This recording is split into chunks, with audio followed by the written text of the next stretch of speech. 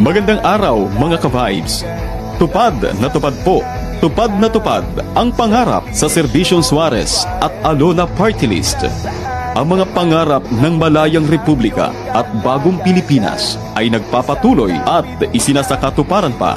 Mga ayuda sa mga nawala ng hanap buhay, tulong pinansyal sa mga mag-aaral, puhunan sa mga negosyo ng mga kababaihan, pangmedikal na pangangailangan at iba pa. Serbisyong Suarez at Alona Party List, dala-dala sa mga barangay, bayan at lungsod. Mga proyektong pang-infrastruktura gaya ng FMR o ang Farm to Market Roads, covered courts, mga barangay centers, patubig, pailaw, tulong pinansyal sa mga kooperatiba at samahan, ospital at health facilities. Serbisyong Suarez at Alona Party List. Serbisyong Suarez at Alona Party List.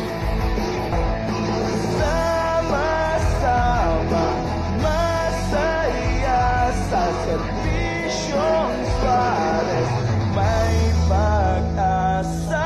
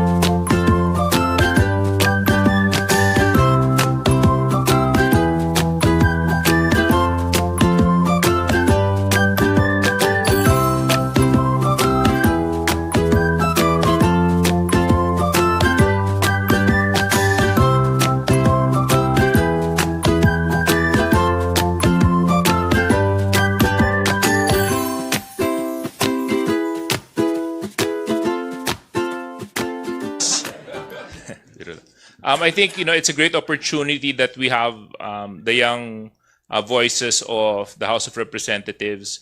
Oftentimes we hear the more veterans of the House, but what we need to also accept is that a large number of the composition of the House of Representatives now are first-time legislators, and a lot of them are very young, full of dynamism, full of enthusiasm, full of innovation, and integrity is very much intact. And it's very important for us as a nation to hear their advocacies and to listen to their opinions when it comes to issues that concern the nation. So it's indeed a pleasure to have them in the press briefing, and I'm sure in the next few days to come, a lot more voices coming from the different sectors of the House of Representatives will be heard. So maraming salamat. Well, I think he heard a lot of congressmen, definitely 100%, especially the privileged speech that was delivered yesterday. Hindi tama yung ginawa niyang pagmamaliit sa mga miyembro ng mababang kapulungan.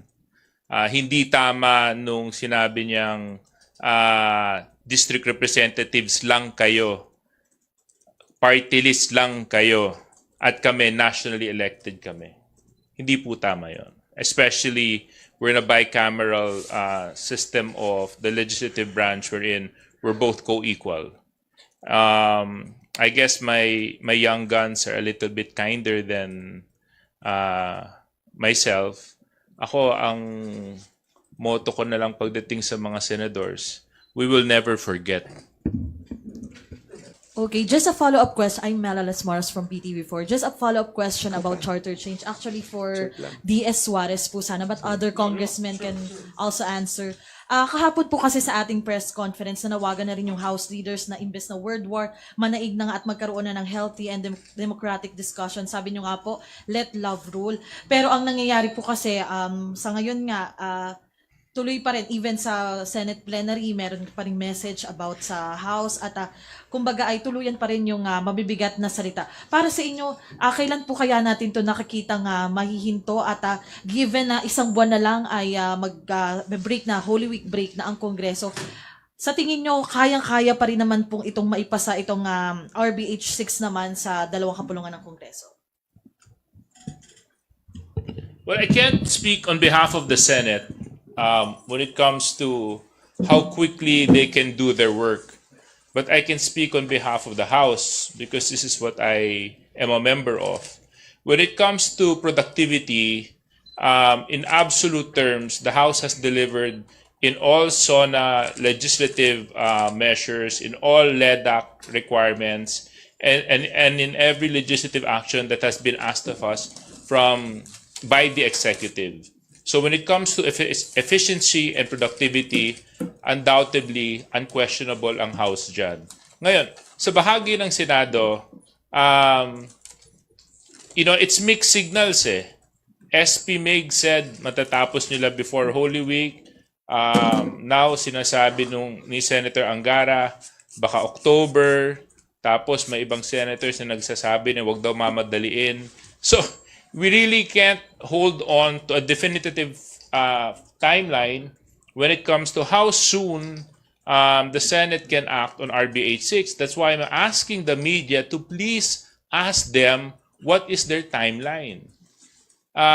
If you were with us yesterday at narinig nyo yung paliwanag ni Congressman Joy Salceda at saka ni Congresswoman Stella Kimbo, the numbers speaks for itself.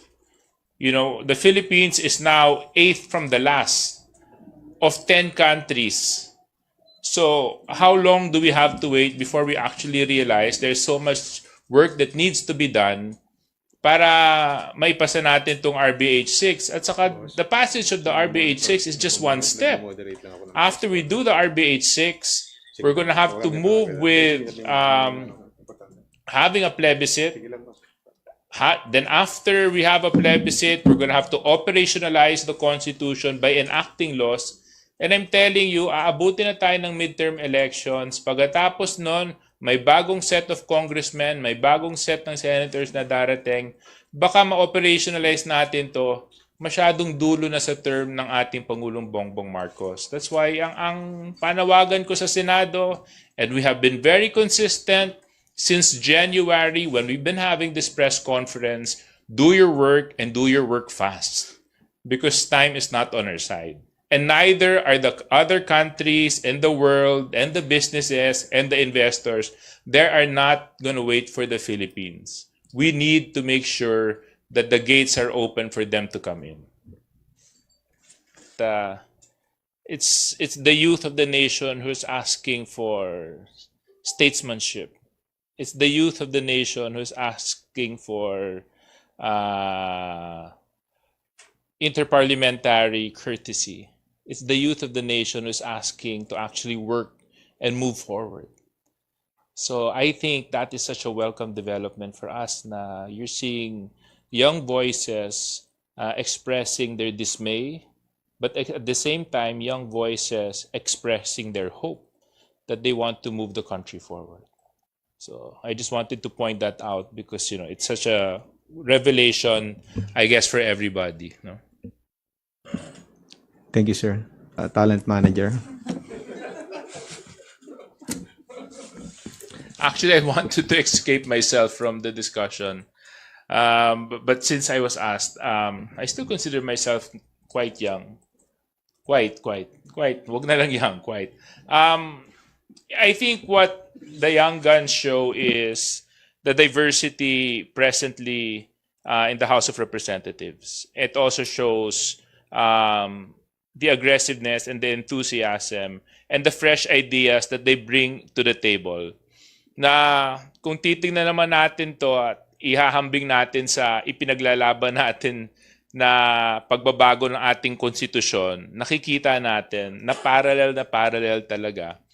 Because it is only through these innovations, creativity, that we can push the country forward.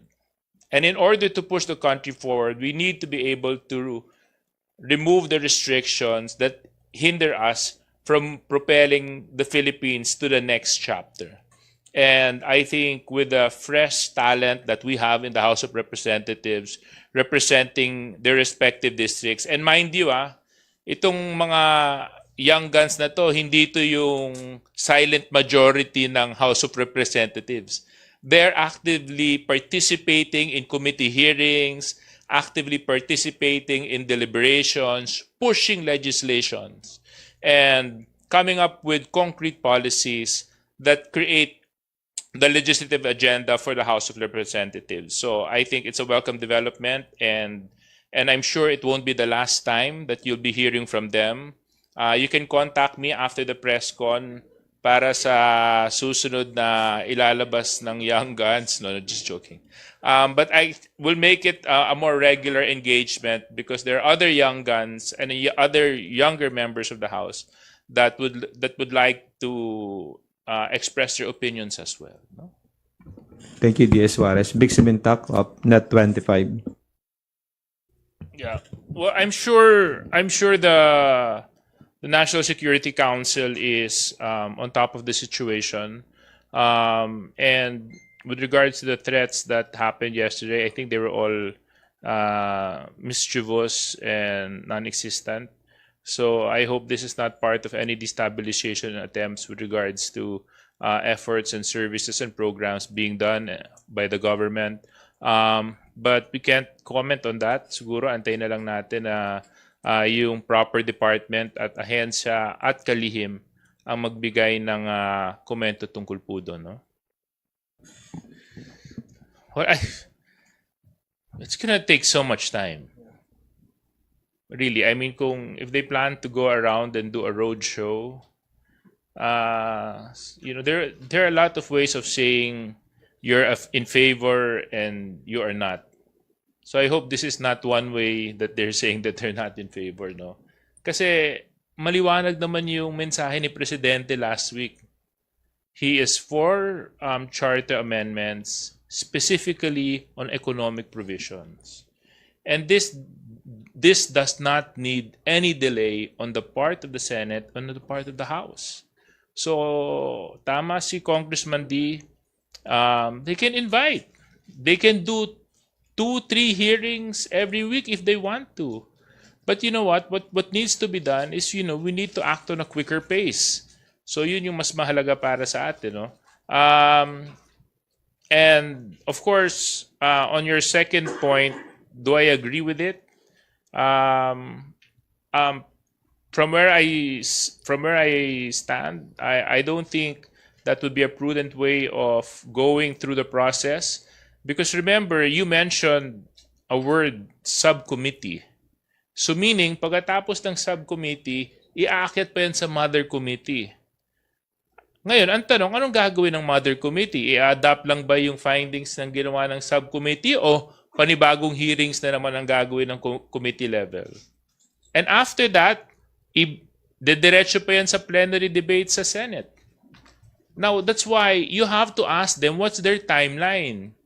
Because by the time we reach June or July, it's budget season for Congress. And 99% of our time will be devoted on the budget.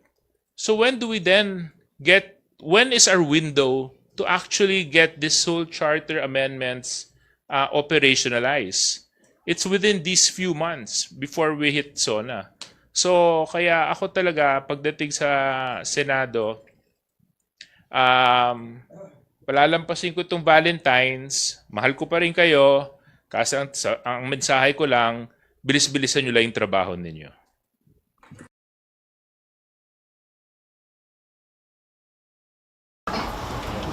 Can you just add to what Congressman Elder mentioned? With regard to sa tanong mo, I think it's also part of hastening the process. So as we all know, the Senate is conducting their own hearings, and we felt that it is also proper that the House will also conduct its own hearings. Yun na rin naman po yung mensahe ng ating Pangulo na dapat magkaroon ng healthy debate and discussion about charter amendments. So here in the House of Representatives, it is the intention of us as authors of the said resolution to foster healthy debate and discussion para mas maintindihan ng mga mamamayan at ng ating mga kababayan kung bakit nararapat ito para sa ating bansa at kung bakit naayon na po ito sa kanila.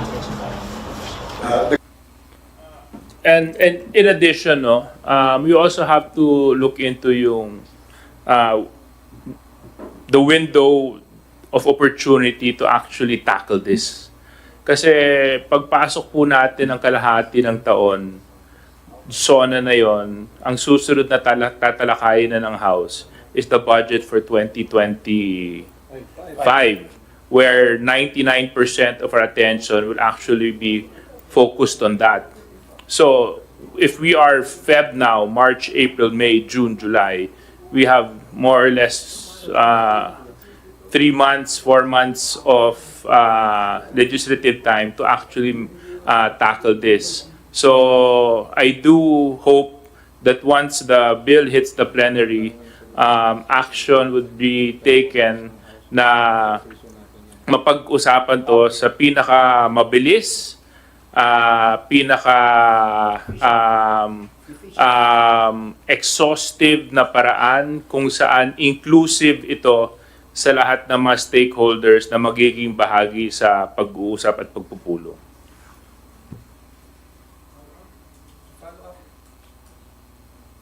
Dagdagan ko lang yung sinabi ni Madjo, no? So, tama yung sinabi ni Madjo Manix that ang dulo naman ito is plebiscite. Now, when do you think is the most appropriate time to have the plebiscite? I think what the Senate is proposing is isasabay ito sa midterm elections. And ako, ang personal position ko, hindi tama yon. Kasi hindi natin dapat mapoliticize yung Constitution. Dapat talaga bukod, dapat mas maaga. Ngayon, kung mas maagang gaganapin yung plebisito, dapat mas maagang matapos ng Kongreso at ng Senado yung pag-uusap tungkol dito sa RB 86 nila at yung RB 87. Kasi huwag nating kakalimutan, magkakasundo pa dapat kami noon bago diretso sa COMELEC, and assuming walang hurdle, saka pa lang tayo magkakaplebisito. So ito yung nakikita naming panahon na talagang dapat na po natin masagawa ito. Ngayon, tungkol naman po sa binanggit ni Madjo sa efficiency ng Senate, siguro ang pinakamagandang sumagot ng efficiency nila, hindi sila nalang magpaliwanag. Di ba? Kung bakit ganoon yung performance level nila. Basta ang performance level ng House, 100%, no back subjects, advance pa. And by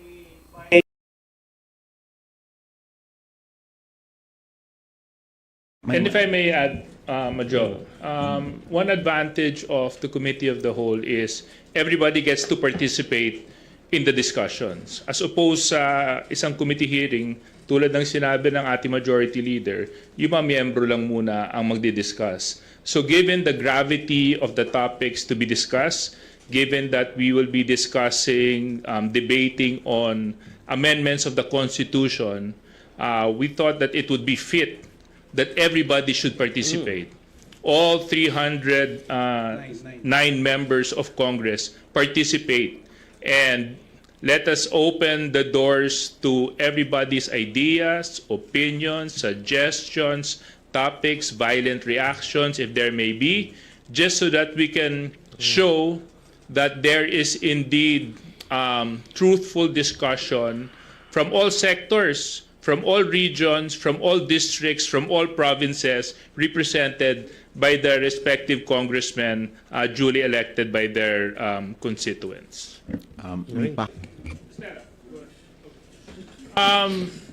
Unang-una, I think the question is, dahil na inamin ng ating mahal na senador na nagbawas siya ng pondo, I think ang tanong is, ilang milyong Pilipino ang naapektuhan dahil dun sa pondong nawala?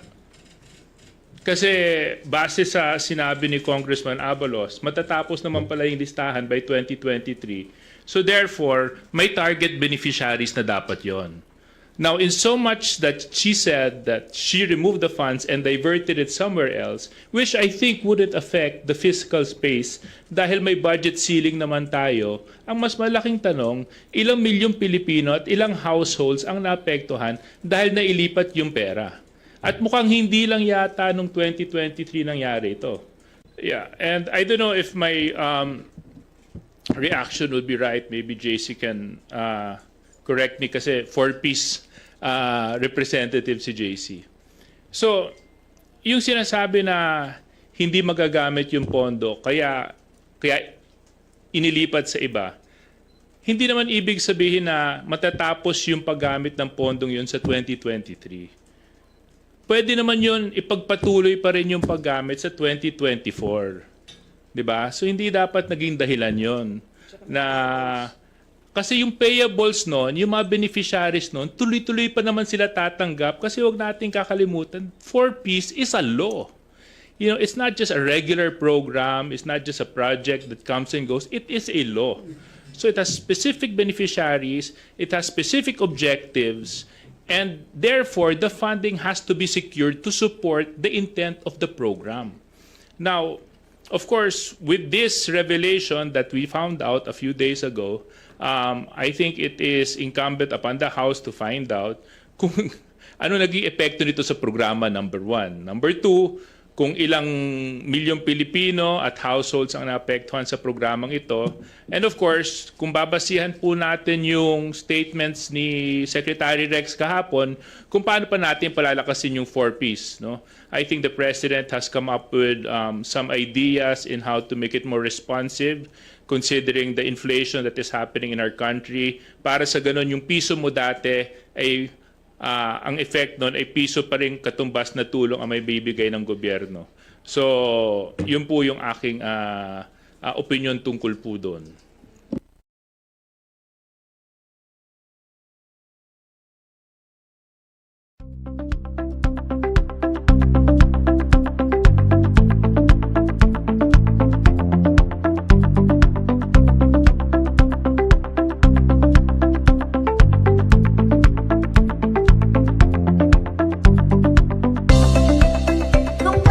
Congressman JJ, nung governor siya, meron tayong Q1K program kung saan natin inaalagaan ang mga buntis.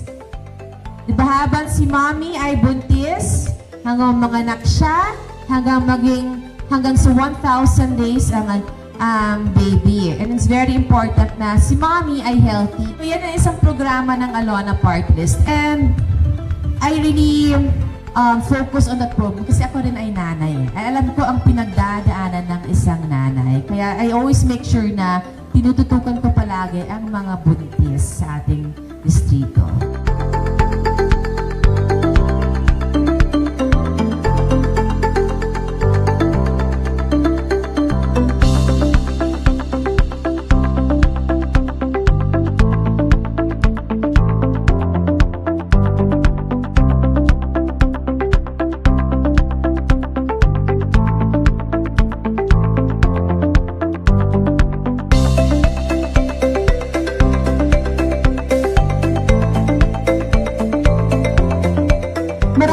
Salamat sa oras na magkasamang tayo ngayon umaga, na mikling oras. Asahan niyo po ang tuloy na tulong at suporta namin sa inyo ni Congressman JJ Suarez. So muli maraming salamat. Muli palakpakan natin, Congresswoman Ana Suarez.